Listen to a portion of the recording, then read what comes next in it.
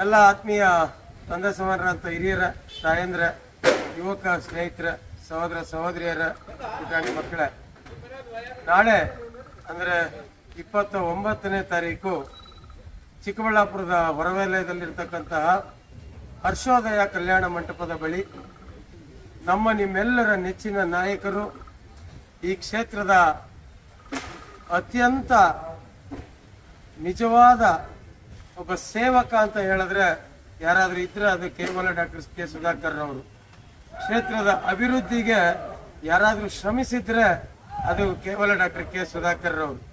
ಈ ಕ್ಷೇತ್ರವನ್ನ ದೇಶಾದ್ಯಂತ ಹೆಸರುವಾಸಿಯನ್ನಾಗಿ ಮಾಡಿ ಇಡೀ ಪ್ರಪಂಚ ನೋಡುವಂತೆ ಈಶಾನ್ನ ಇಲ್ಲಿಗೆ ತಂದಂತಹ ವ್ಯಕ್ತಿ.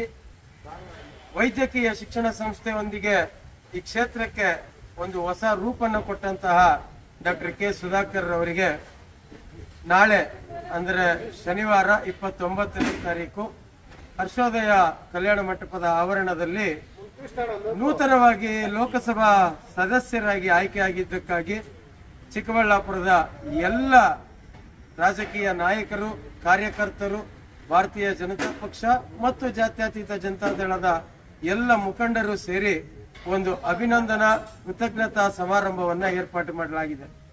ಬಂಧುಗಳ ನಗರ ವಾಸಿಗಳಾಗಿರ್ತಕ್ಕಂಥ ಎಲ್ಲ ಆತ್ಮೀಯರಿಗೆ ಮುಕ್ತವಾಗಿ ನಾವು ಆಹ್ವಾನವನ್ನ ಕೊಡ್ತಾ ಇದ್ದೇವೆ. ದಯಮಾಡಿ ಬಂದು ಈ ಕಾರ್ಯಕ್ರಮದಲ್ಲಿ ಹೆಚ್ಚಿನ ಸಂಖ್ಯೆಯಲ್ಲಿ ಭಾಗವಹಿಸಿ.